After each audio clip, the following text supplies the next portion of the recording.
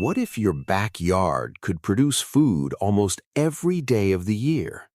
What if rising food prices didn't worry you as much because fresh food was growing just a few steps from your door? Most people think a survival garden needs acres of land, expensive equipment, or years of experience. But the truth is much simpler. A well-designed survival garden can fit into a surprisingly small space and provide vegetables, fruits, herbs, and even animal feed. Today, we're going to break down the backyard survival garden blueprint. We'll look at what it is, where it works best, where it struggles, and the biggest mistakes people make when trying to build one. Let's get started. First, what exactly is a survival garden? A survival garden is not a normal vegetable garden. The goal isn't to grow a few tomatoes for fun. The goal is to produce as much useful food as possible while spending the least amount of money and effort. A good survival garden focuses on crops that are nutritious, productive, easy to store, and reliable. Think of foods like sweet potatoes, pumpkins, beans, moringa, cassava, onions, garlic, and leafy greens. These crops provide calories, vitamins, minerals, and protein sources that help support a family over the long term. The key idea is simple. Grow food that feeds you consistently, not just food that looks good in the garden. Now let's talk about the layout. A survival garden usually has 4 important zones. The first zone is your daily harvest area. This is where you grow vegetables that you use regularly, things like lettuce, spinach, kale, herbs, tomatoes, peppers, and onions.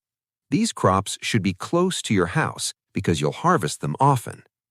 The second zone is your calorie crops. Many people forget this part. A garden full of lettuce looks nice, but lettuce won't keep you fed for long. This area should contain crops like sweet potatoes, cassava, potatoes, pumpkins, and other foods that provide real energy. The third zone is your perennial section. These are plants you grow once and harvest for years. Examples include moringa, comfrey, fruit trees, bananas in suitable climates, and other long-term food sources. Perennials are valuable because they reduce future work while providing a continuous harvest. Now let's talk about where this system works best. The truth is that survival gardens work almost everywhere. In tropical climates, plants grow quickly and many crops can be harvested year-round. In temperate climates, gardeners can store food for winter and focus on preserving harvests. Even people with small yards can use raised beds, containers, and vertical growing systems to maximize production. The exact crops may change depending on your climate, but the basic blueprint stays the same. However, there are situations where survival gardens struggle. The biggest challenge is poor planning. Many people plant random vegetables without considering nutrition, harvest timing, or storage. Another challenge is water lack. Without reliable water sources, production can drop quickly during dry seasons. Poor soil is another issue, but thankfully soil can usually be improved with compost, mulch, and organic matter. The biggest mistake people make is trying to grow everything at once. They get excited, plant 20 different crops, become overwhelmed, and eventually quit. A much smarter approach is to start small. Choose just a few reliable crops, learn how they grow, build confidence, then slowly expand every season. Another common mistake is focusing only on vegetables. A true survival garden should include food-producing trees, perennial plants, and crops that can be stored for months.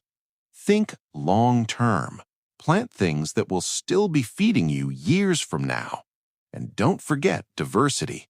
If one crop fails, another may succeed. Nature rarely rewards putting all your eggs in one basket. A mix of greens, root crops, fruits, herbs, and perennial plants creates a more resilient system. Now here's the most important thing to understand. A survival garden isn't really about survival. It's about independence. Every tomato you grow is one less tomato you need to buy. Every sweet potato you harvest reduces your grocery bill. Every fruit tree you plant becomes an investment that can produce food for decades. You don't need a huge farm. You don't need expensive machinery. You don't need perfect conditions. You simply need a plan, a little patience, and the willingness to start. The best survival garden is not the biggest one. It's the one that actually gets planted. So if you're thinking about creating your own backyard survival garden, don't wait for the perfect moment. Start with one bed, plant one crop, learn one skill. Small steps taken consistently create extraordinary results over time. A year from now, you could be harvesting food from a system that continues producing season after season.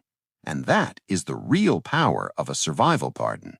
Not fear, not panic, but freedom, resilience, and the confidence that comes from growing your own food. Thanks for watching. If you enjoyed this video, let us know in the comments what crop you would plant first in your survival garden. Don't forget to subscribe Nature Truth YT for more practical self-sufficiency and homesteading ideas, and we'll see you in the next video.